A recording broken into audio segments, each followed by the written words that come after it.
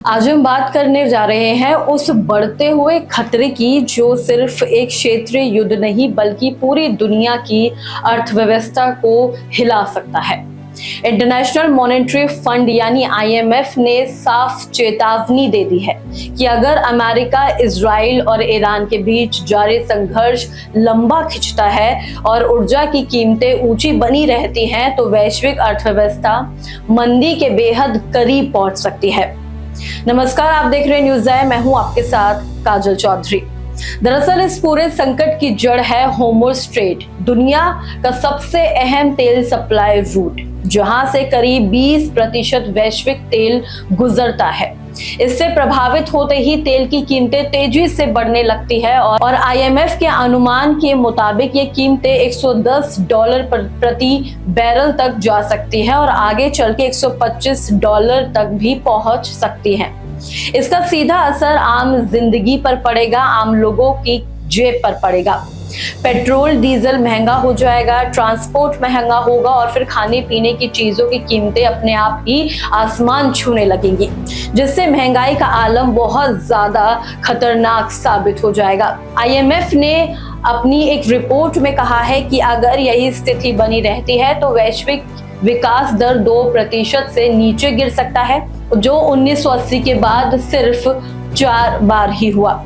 आखिर बार ऐसा तब देखा गया था जब कोविड महामारी के दौरान महंगाई बढ़ गई थी, साथ ही बेरोजगारी चरम पर थी। जब लोगों की खरीदने की क्षमता घटती है तो कंपनियां उत्पादन कम कर देती हैं और नौकरियां फिर अपने आप ही घटने लगती हैं। आईएमएफ के मुख्य अर्थशास्त्री ने भी चेतावनी दे दी है कि लंबा खिंचता हुआ यह संघर्ष कई देशों में खाद्य संकट पैदा कर सकता है, खास तौर पर वो देश जो तेल और खाद्य आयात पर निर्भर है, जैसे श्रीलंका, भारत, पाकिस्तान, तुर्की और ग्रीस।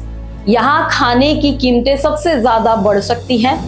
अब वही विकसित देश की बात करें तो अगर ये साफ दिख रहा है कि ब्रिटेन की आर्थिक वृद्धि दर पहले ही घटा दी गई है, जबकि खाड़ी देशों की अर्थव्यवस्था भी झटके में है। ईरान की अर्थव्यवस्था इस साल 6% से ज्यादा सिकुड़ चुकी है। इराक में भी गिरावट का अनुमान है और कतर, जो दुनिया के सबसे बड़ा एलएनजी सप्लायर है, उसकी लास राफन रिफाइनरी पर भी हमले से गैस सप्लाई पर भी संकट खड़ा हो चुका है।